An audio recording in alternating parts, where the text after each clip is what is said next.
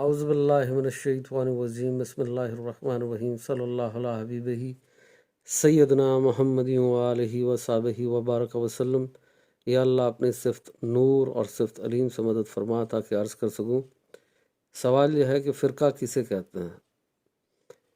تو اس کا جواب یہ ہے کہ فرقے کے لغوی معنی ہوتے ہیں بٹ جانا، تقسیم ہو جانا، جماعت، قوم، گروہ، جو ٹوٹ کے بکھر جائے اس کو کہتے ہیں فرقہ، لغوی معنی کے اعتبار سے۔ اور اصطلاحی معنی جو شرعی معنی ہوتے ہیں اس کے وہ یہ ہوتے ہیں کہ اسلام کے کسی ایک بنیادی عقیدے کا یا ایک سے زیادہ بنیادی عقائد کا انکار کر دینا، یہ ہے فرقہ۔ تو ابھی تک جتنے بھی دیوبند ہیں، بریلوی ہیں، اہل حدیث ہیں، شیعہ ہیں، یہ سب مکاتب فکر ہیں، اسکول آف تھاٹس ہیں، ان میں سے کوئی فرقہ نہیں ہے۔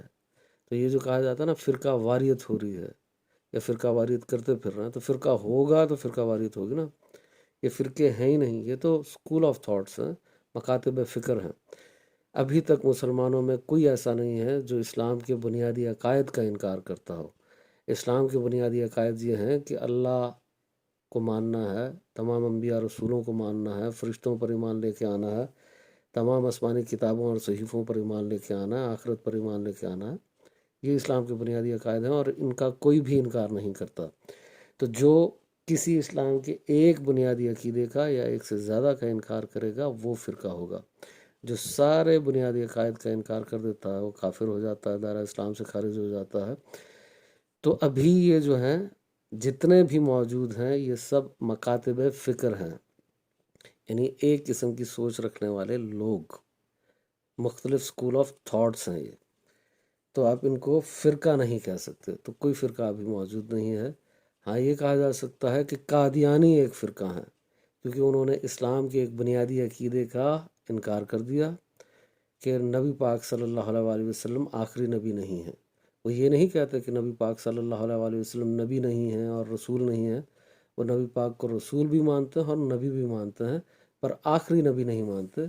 اس لیے انہوں نے اسلام کے ایک بنیادی عقیدے کا انکار کیا ہے، جس کی وجہ سے وہ ایک فرقہ بن گئے ہیں، اور ساتھ میں کافر بھی ہیں اور واجب القتل بھی ہیں کیونکہ مرتد ہیں۔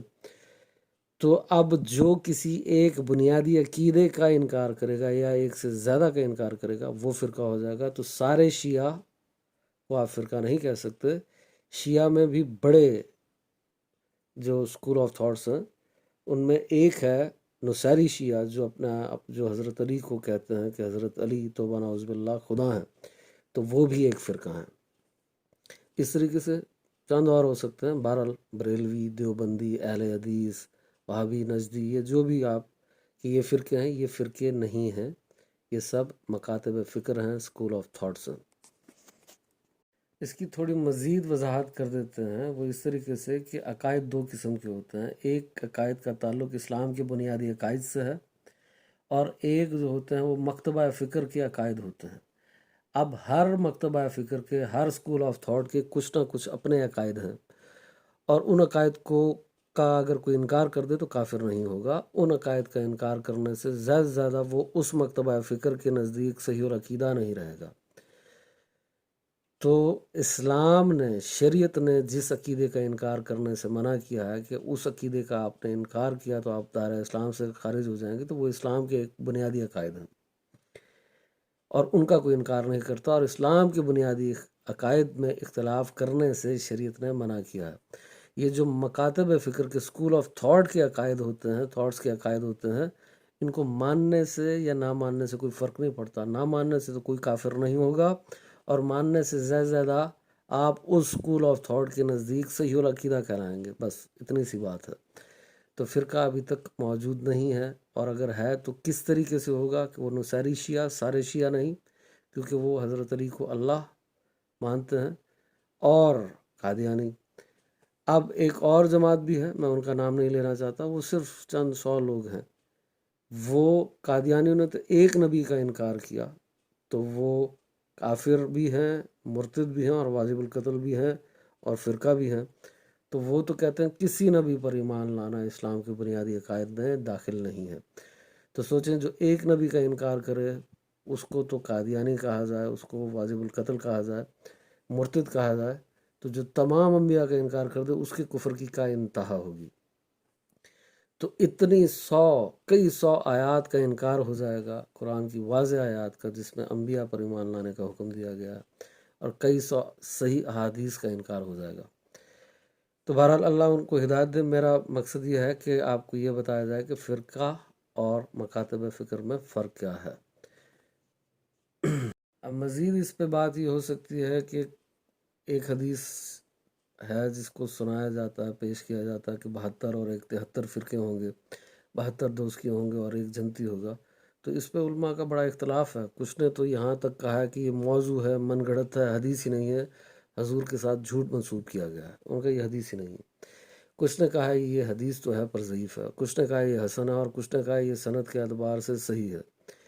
تو جنہوں نے کہا یہ حدیث صحیح ہے وہ بھی اس سے یہ مراد نہیں لیتے کہ فرقہ واریت کرنی چاہیے، بلکہ وہ بھی یہ کہتے ہیں کہ اس حدیث میں آگاہ کیا گیا ہے کہ اگر کبھی 72 اور 73 فرقے بنے تو آگاہ کیا گیا ہے کہ فرقہ واریت سے بچنا، ان 72 فرقوں میں شامل نہ ہونا، بلکہ جو سچا فرقہ ہو اس کے ساتھ مل جانا تاکہ جنت میں جا سکو۔ اس حدیث کو بنیاد بنا کے اکثر لوگ فرقہ واریت پھیلاتے ہیں، تو ایسا ہرگز نہیں کرنا چاہیے۔ اور اگر یہ صحیح حدیث ہے اور اس کو صحیح حدیث سند کے ساتھ مان بھی لیا جائے تو بھی کوئی صحیح حدیث یہ طاقت نہیں رکھتی کہ قرآن کی واضح آیت سے ٹکرائے۔ تو کوئی یہ نہیں کہہ سکتا کہ فرقہ واریت جائز ہے، جبکہ قرآن میں واضح طور پہ اللہ نے فرما دیا کہ اللہ کی رسی کو مضبوطی سے تھام لو اور تفرقے میں مت پڑو۔ تو اگر وہ صحیح حدیث بھی ہے تو بھی قرآن کی آیت سے ٹکرانے کی طاقت ہرگز نہیں رکھتی۔ پہلے بھی کئی بار عرض کر چکا ہوں کہ کسی ایک حدیث سے نتیجہ نہیں نکالا جائے گا یا کسی ایک آیت سے نتیجہ نہیں نکالا جائے گا، بلکہ اس ٹاپک سے ریلیٹڈ کئی آیات جو قرآن میں موجود ہیں سب کو پڑھ کر نتیجہ نکالا جائے گا، یا اس ٹاپک سے ریلیٹڈ کئی احادیث ہیں تو ان سب کو پڑھ کر نتیجہ نکالا جائے گا۔ اس لیے اس ایک حدیث کو پیش کر کے فرقہ واریت کو ثابت نہیں کیا جا سکتا، کیونکہ کئی آیات ہیں اور کئی صحیح احادیث موجود ہیں، تو ان ساروں کو پڑھ کے پھر نتیجہ نکالا جائے گا۔ اس لیے فرقہ واریت کوئی چیز نہیں، یہ گناہ ہے، اس سے دور رہنا چاہیے۔ آپ کو یہ بات سمجھ میں آ گئی کہ فرقہ کیا ہے اور اسکول آف تھاٹ کیا ہے۔ ایک آخری مثال اس معاملے میں اور عرض کر دیتا ہوں کہ جیسے نبی پاک صلی اللہ علیہ وسلم نے فرمایا کہ جب فتنے کا دور ہوگا، قیامت کا قرب ہوگا، فتنے کا دور ہوگا تو شراب عام ہو جائے گی، عام طور پہ شراب پی جائے گی، زنا عام ہو جائے گا اور قتل عام ہو جائے گا، یہ ساری چیزیں، گانا بجانا عام ہو جائے گا۔ تو آپ کو یہ کہا کہ حضور نے فرمایا کہ فتنے کے دور میں یہ سارا کچھ عام ہو جائے گا، تو لہٰذا میں بھی شراب پیوں گا، زنا کروں گا، چوری کروں گا، یہ سارے کام کروں گا۔ یہ مانی لیں گے آپ ان احادیث کا؟ آپ ان کا یہ مانی لیں گے کہ حضور نے منع فرمایا ہے کہ ان کے قریب کبھی مت جانا اور فتنے کے دور میں یہ عام ہو جائیں گی، تو مزید اس سے بچنا۔ تو ایسے ہی اس فرقہ واریت والی حدیث کے ساتھ معاملہ ہے کہ اس میں منع کیا جا رہا ہے، فرقے سے بچنے کا حکم دیا جا رہا ہے۔ اب لوگ کہتے ہیں حضور نے جب فرمایا 72 اور 73 فرقے بنیں گے تو بنیں گے اور ہم کریں، یہ کیا جواز ہے؟ یہ تو بات نہیں ہے، یہ تو کوئی تک کی بات ہی نہیں ہے، اس سے تو منع کیا جا رہا ہے، روکا جا رہا ہے۔ تو بہرحال فرقہ واریت سے بچنا چاہیے۔ اللہ اس بات کو سمجھنے کی، اس پہ عمل کرنے کی توفیق عطا فرمائے کہ ہم سب مسلمان ایک ہو جائیں ہمیشہ ہمیشہ کے لیے۔